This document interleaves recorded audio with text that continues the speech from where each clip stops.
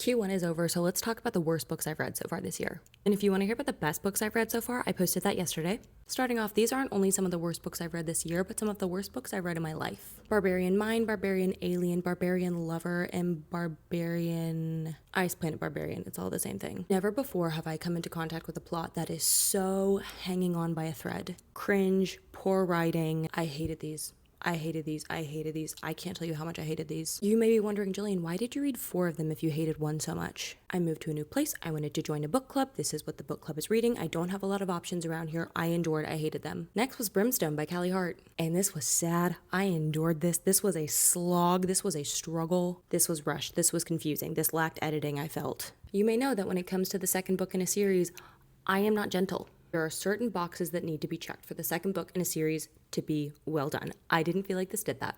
I'm probably going to read the third one because after reading the first one, I do trust that Callie can do a good job, though she didn't do it here.